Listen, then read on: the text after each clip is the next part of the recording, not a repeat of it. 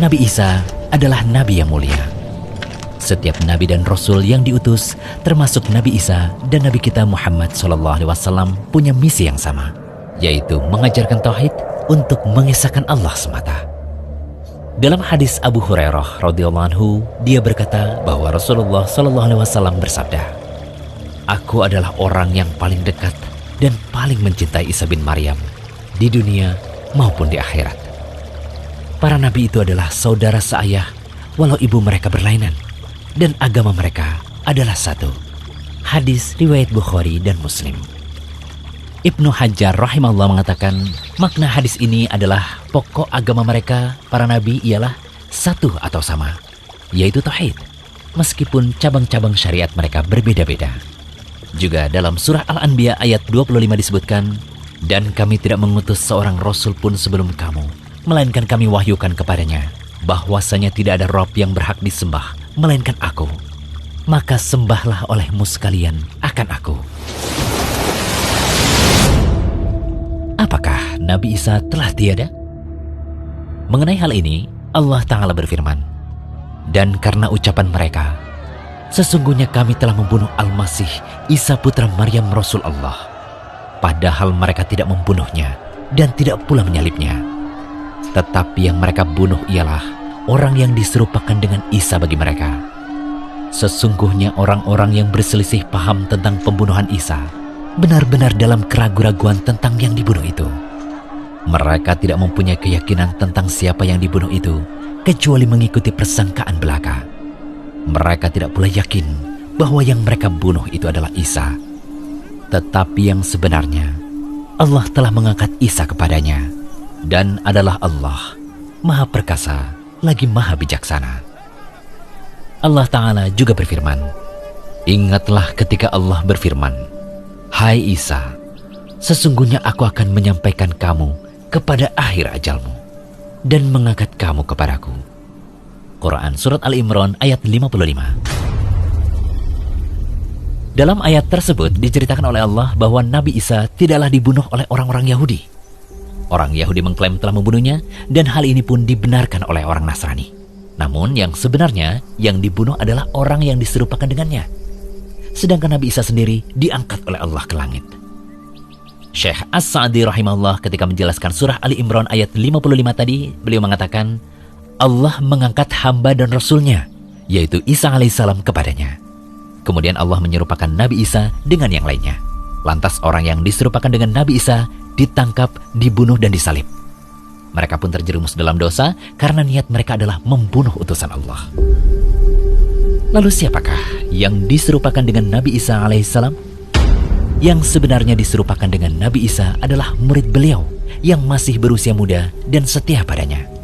Bukti tentang hal ini adalah sebuah cerita yang dibawakan oleh Ibnu Abbas radhiyallahu anhuma. Beliau mengatakan, ketika Allah ingin mengangkat Isa alaihissalam ke langit, beliau pun keluar menuju para sahabatnya.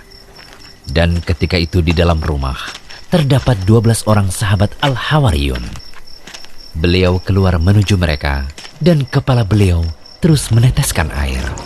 Lalu Isa mengatakan, sesungguhnya di antara kalian ada yang mengufuriku sebanyak 12 kali setelah ia beriman kepadaku. Kemudian Isa berkata lagi, ada di antara kalian yang akan diserupakan denganku. Ia akan dibunuh karena kedudukanku.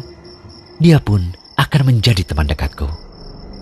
Kemudian di antara para sahabat beliau tadi yang masih muda berdiri. Lantas Isa mengatakan, duduklah engkau.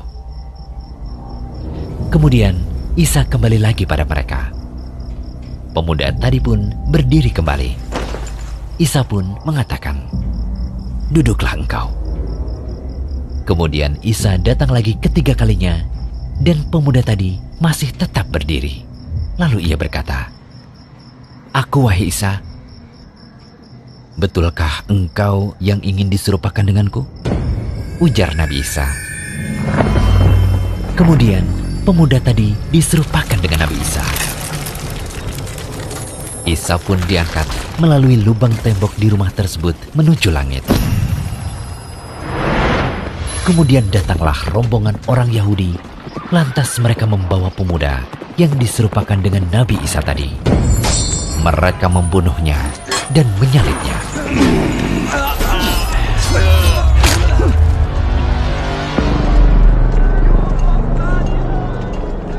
Sebagian mereka pun mengufuri Isa sebanyak 12 kali setelah sebelumnya mereka beriman padanya. Mereka pun terpecah menjadi 3 golongan. Kelompok pertama mengatakan, Allah berada di tengah-tengah kita sesuai kehendaknya. Kemudian dia naik ke langit. Mereka inilah Yakubiyah. Kelompok kedua mengatakan, di tengah-tengah kita ada anak Allah sesuai kehendaknya. Kemudian ia naik ke langit. Mereka inilah Nasturiyah. Dan kelompok ketiga mengatakan, di tengah-tengah kita ada hamba Allah dan Rasulnya sesuai kehendaknya. Kemudian ia naik ke langit. Mereka inilah kaum muslimin. Kelompok pertama dan kedua yang kafir akan mengalahkan kelompok ketiga yang muslim. Kelompok yang muslim itu pun sirna sampai Allah mengutus Muhammad SAW. Diriwayatkan oleh Ibnu Abi Hatim, An-Nasai dalam tafsirnya, dan At-Tabari. Syekh Mustafa Al-Adawi dalam Sahih Tafsir Ibnu Katsir mengatakan bahwa sanad riwayat ini hasan.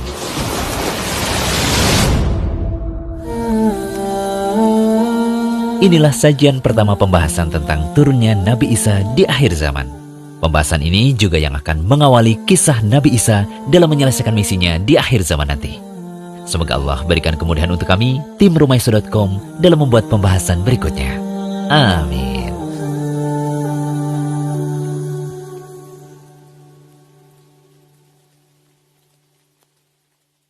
Yuk klik tombol subscribe di bawah biar gak ketinggalan menyimak video bermanfaat dari Rumaiso TV.